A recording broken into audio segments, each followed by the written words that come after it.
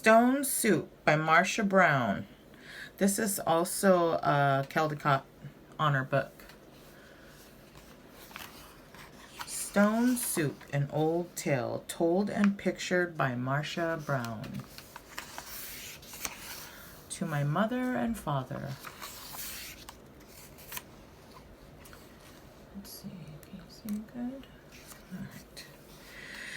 3 soldiers trudged down a road in a strange country.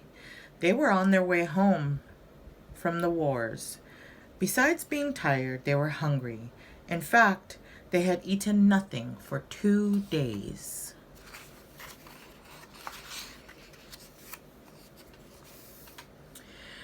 How I would like a good dinner tonight, said the first, and a bed to sleep in, said the second.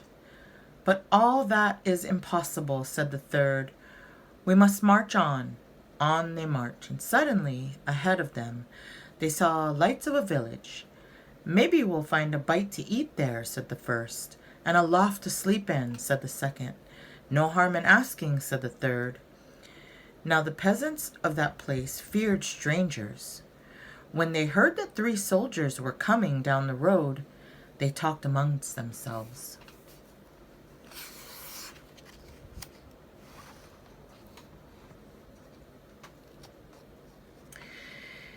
Here come 3 soldiers. Soldiers are always hungry, but we have little enough for ourselves.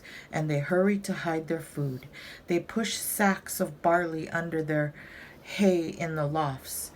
They lowered buckets of milk down the wells. They spread old quilts over carrot bins. They hid their cabbages and potatoes under the beds. They hung their meat in cellars. They hid all they had to eat, and then they waited. The first soldiers stopped at the house of Paul and Francois. Good evening to you, they said. Could you spare a bit of food for 3 hungry soldiers? We have no food for ourselves for 3 days, said Paul. Francois made a sad face. It has been a poor harvest. The 3 soldiers went on to the house of Albert and Louise. Could you spare a bit of food? And have you some corner we could sleep in for the night? Oh, no, said Albert. We gave all we could spare to soldiers who came before you. Our beds are full, said Louise. At Vincent and Marie's, the answer was the same. It had been a poor harvest, and all the grain must be kept for seed. So it went all through the village. Not a peasant had any food to give away. They all had good reasons. One family had used the grain for feed. Another had an old, sick father to care for. All had too many mouths to fill. The villagers stood in the street and sighed. They looked as hungry as they could. The 3 soldiers talked together. Then the first soldier called out, Good people! The peasants drew near. We are 3 hungry soldiers in a strange land. We have asked you for food, and you have no food. Well then, we will have to make stone soup. The peasants stared. Stone soup? That would be something to know about. First, we'll need a large pot, the soldiers said. The peasants brought the largest pot they could find. How else to cook enough? That's none too large, said the soldiers, but it will do. And now water to fill it and a fire to heat it.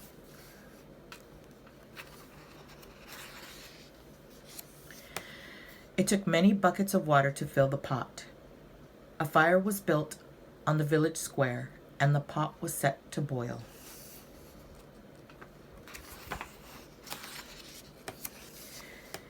And now, if you please, 3 round, smooth stones.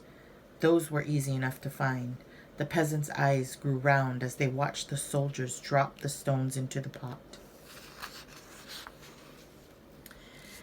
Any soup needs salt and pepper, said the soldiers as they began to stir. Children ran to fetch salt and pepper. Stones like these generally make good soup, but oh, if there were carrots, it would be much better.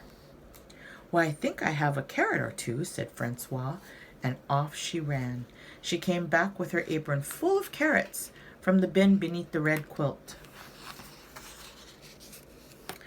A good stone soup should have cabbage, said the soldiers as they sliced the carrots into the pot. But no use asking for what you don't have. I think I could find a cabbage somewhere, said Marie, and she hurried back home. Back she came with 3 cabbages from the cupboard under the bed. If we only had a bit of beef and a few potatoes, this soup would be good enough for a rich man's table. The peasants thought that over. They remembered their potatoes and the sides of beef hanging in the cellars. They ran to fetch them. A rich man's soup, and all from a few stones. It seemed like magic.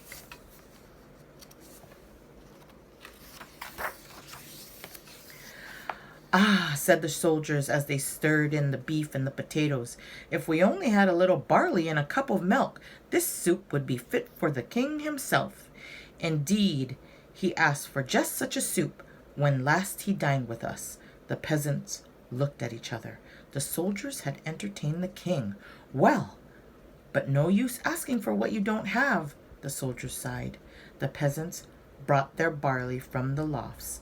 They brought their milk from the wells. The soldiers stirred the barley and the milk into the steaming broth, and while the peasants stared.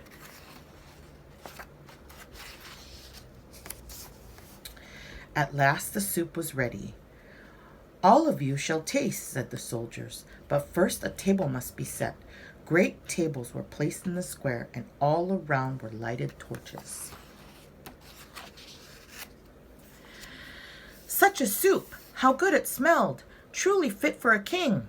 But then the peasants asked themselves, would not such a soup require bread and a roast and cider?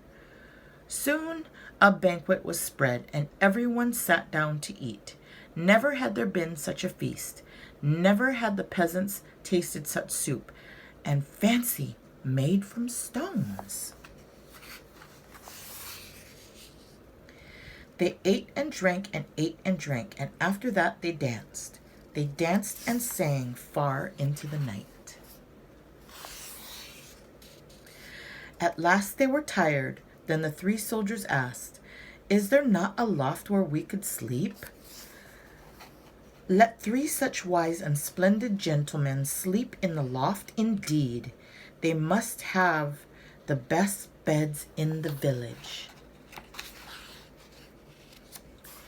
So the first soldier slept in the priest's house, the second soldier slept in the baker's house, and the third soldier slept in the mayor's house. In the morning, the whole village gathered in the square to give them a send-off. Many thanks for what you have taught us, the peasants said to the soldiers. We shall never go hungry now that we know how to make soup from stones. Oh, it's all in knowing how, said the soldiers, and off they went down the road. Such men don't grow on every bush.